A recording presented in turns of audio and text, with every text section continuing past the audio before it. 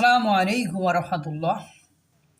ঢাকা বিশ্ববিদ্যালয়ের রাজু ভাস্কর্যের পাশে মেট্রো রেলের যে পিলার আছে, ওই পিলারের শেখ হাসিনার ব্যঙ্গচিত্র গ্রাফিতি ছিল। সেই গ্রাফিতি সহকারী প্রক্টর ঢাকা বিশ্ববিদ্যালয়ের কার কথাই যেন মুছতে চেয়েছিল। মোছা শুরু হয়েছিল, এক পর্যায়ে যে ছাত্রছাত্রীরা দেখে ফেলছে, পরে তাদের বাধায় গ্রাফিতি পুরোটা মুছতে পারেনি, কিন্তু যতটা মুছেছে পরবর্তীতে তারা আবার ওই ব্যঙ্গচিত্র গ্রাফিতি সেখানে গতকাল অঙ্কন করেছে। চারুকলার ছাত্রছাত্রী দিয়ে সেটা অঙ্কন করেছে। আজ সেখানে জুতা, ঝাড়ু, ইট এগুলো নিক্ষেপ কর্মসূচি দিয়েছে। ঢাকা বিশ্ববিদ্যালয়ের ছাত্রছাত্রীরা এবং সাধারণ জনগণকে আহ্বান করেছে যে সেখানে যে যেন জুতা, ঝাড়ু, লাথি এগুলো মারা হয়। আগেও একবার এক দফা এই কর্মসূচি তারা পালন করেছিল, এখনও তারা করবে।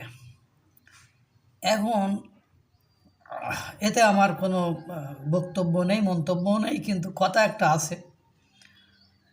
সবসময় মনে রাখবেন, একজন ব্যক্তিকে এভাবে গ্রাফিতি এঁকে তার ব্যঙ্গচিত্র করে তার পেছনে যে সময়টা আপনারা দিচ্ছেন, তাতে করে আপনারা ভাবছেন কি যে তার প্রতি মানুষের বিদ্রুপ সৃষ্টি হতেছে বা হতাশা সৃষ্টি হইতেছে বা তার প্রতি একটা অবজ্ঞার ভাব সৃষ্টি হইতেছে। কিন্তু সত্যিকার অর্থে বলতে কি জানেন, এসব করাতে শেখ হাসিনার প্রতি সাধারণ জনগণের একটা সিম্পিতি তৈরি হচ্ছে।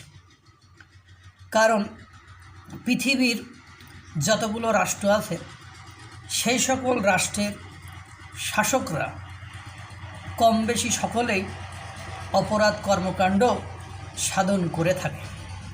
কেউ বেশি করে, কেউ কম করে। এখন কথা হলো, তাদের একসময় পতনও হয়। দেখবেন আপনি বড় বড় রাষ্ট্র দীর্ঘদিন ক্ষমতায় থাকার পরে তাদের একসময় পতনও হয়। এখন আমরা একটা রাষ্ট্র, যে রাষ্ট্রের অধিকাংশ জনগণ দরিদ্র, এই রাষ্ট্রে শেখ হাসিনা চলে গিয়েছে, পালিয়েছে, এটা সকলেই জানে। আপনি বারবার তার গ্রাফি আঁকেন, তার এ করেন, তা করেন, করে তার ছবি এঁকে আপনি কী করে তার প্রতি ঘৃণাবোধ জন্মাতে চাচ্ছেন, বা আপনার হতাশা প্রকাশ করতে চান, বা আপনার রাগ দেখাতে চাচ্ছেন। এতে করে সাধারণ জনগণ বুঝতেছে যে যারা আপনারা এটা করতেছেন, আপনাদের মধ্যে হিংসা কাজ করতেছে। সাধারণ জনগণের এটা ভাবতেছে যে আজ আমরা পেট চালাতে পারতেছি না, আজ আমরা কর্মহীন হয়ে যাচ্ছে, আজ কলকারখানা বন্ধ হয়ে যাচ্ছে। সেদিকে নজর না দিয়ে এরা রাত দিন সমান করে যে চলে গেছে তারে নিয়ে কি ঢাকঢোল পিটাই বেড়াচ্ছে। কেন, সে তো চলে গিয়েছে। এখন যদি এগুলো না করে এইখানে 10টা মিনিট, 5টা মিনিট, 1 ঘন্টা সময় না দিয়ে আপনি যদি একটা দরিদ্র মানুষকে সহায়তা করতেন, একজন দুস্থ মানুষকে কল্যাণ সাধনে যে কাজ করতেন, তাহলে আপনাদের প্রতি একটা সহানুভূতি, সিম্পিতি তৈরি হতো। একসময় ঘাতক দালাল নির্মূল কমিটিতেও কিন্তু ঠিক এইভাবে অনেক কিছু করা হয়েছিল। কি হয়েছে?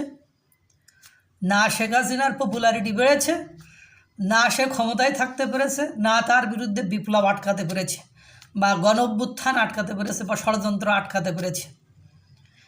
এখন বর্তমান সময়ে যারা শাসন কার্য পরিচালনা করেছেন, অনেস্টলি সবাই বুকে হাত দিয়ে বলেন তো যে 5ই আগস্টের পর থেকে এই 4.5 মাসে দেশে যে ঘটনাগুলো ঘটেছে, এগুলোরও যদি বিচার হয়, তো অনেকের কিন্তু এরকম গ্রাফিতি আঁকার মতো তারা বলবো না যোগ্যতা, অপযোগ্যতা বলে যোগ্যতা কিন্তু অর্জন করে ফেলেছে। এই জন্য বলবো, এইসব কর্মকাণ্ড না করে দেশ জাতির কল্যাণে কিভাবে আপনারা ভূমিকা রাখবেন, কোন জায়গায় গেলে জাতির কল্যাণ হবে, কোন জায়গায় তত্ত্বাবধান করলে কল্যাণ হবে, মঙ্গল হবে, ওইসব নিয়ে ভাবেন। এটা দিয়ে আহামরি খুব বেশি আপনার চেঞ্জ করা যাবে না। আমি জানি তো, আমি রাষ্ট্রবিজ্ঞানের ছাত্র হিসেবে আমি জানি বাংলাদেশের পলিটিক্সের একটা ক্রাইটেরিয়া আছে, একটা বৈশিষ্ট্য, একটা ধারাবাহিকতা আছে।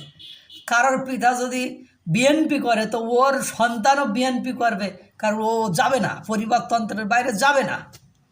কারোর পিতা যদি জামাত করে ও তো জামাতই করবে, কারোর পিতা যদি আওয়ামী লীগ করে তো আওয়ামী লীগই করবে। সুতরাং আপনি যত জুতা, ঝাড়ু, লগি, বৈঠা যা কিছু করেন না কেন, আপনি আপনার দিকে কাউকে ডাইভার্ট করতে পারবেন না। আপনি যতই ভয় দেখেন, শেখ হাসিনার কত ভয় মানুষকে দেখিয়েছে, কত কিছু করেছে আপনাদের কথা অনুযায়ী। কি উনি কি সাপোর্ট পেয়েছেন? উনি কি কোনো কিছু করতে পেরেছেন? ওনার মুখাপেক্ষী কোনো কিছু করতে পেরেছেন? পারে নাই। সুতরাং আমি বলবো, আপনারা বিশ্ববিদ্যালয়ের ছাত্র, আপনারা একটু ভাবুন, একটু ভালো ভালো কাজ করুন। এসব ফিরাফিতি নিয়ে আহামরি খুব বেশি সাপোর্ট পাবেন বলে আমার মনে হয়। ইতিমধ্যে আপনারা বুঝতে পেরেছেন যে অনেকের পপুলারিটি শেষের দিকে, অনেকের জনপ্রিয়তা শেষের দিকে, অনেকের প্রতি জনগণ ক্ষুব্ধ, এবং আপনারা বিভিন্ন মল সংস্কার করে একটা লেভেলে আসতে যাচ্ছেন। কিন্তু এই লেভেলে আসতে যে আপনি লেভেলহীন হয়ে যাওয়ার সম্ভাবনাই বেশি। যদিও কেউ কথা বলছে না, সত্য কথা বলছে না, কেননা আপনি বড় একটা অংশকে এর জন্য ডমিনেট করতে হবে। এই ডমিনেট করা অংশটা তার বসে থাকবে না। যেমন শেখ হাসিনা বড় একটা অংশকে ডমিনেট করে দমন করে রাখতে চেয়েছিল, তারা কিন্তু বসেছিল না। তারা কিন্তু ঠিকই সে আন্দোলন বলেন, বিপ্লব বলেন, ষড়যন্ত্র বলেন, যেমনে হোক তারা কিন্তু তার অপশাসন ঘটিয়েছে এবং তার পতন ঘটিয়েছে। আপনাদেরও ঠিক ওই দিকেই যাইতে হইবে, যতই আপনি তকমা দেন না কেন। যাই হোক, আল্লাহ তাআলা সকলকে ভালো রাখুক, সুস্থ রাখুক এবং একটু ভেবেচিন্তে কাজ করার তৌফিক দান করুক। আসসালামু আলাইকুম ওয়া রাহমাতুল্লাহ।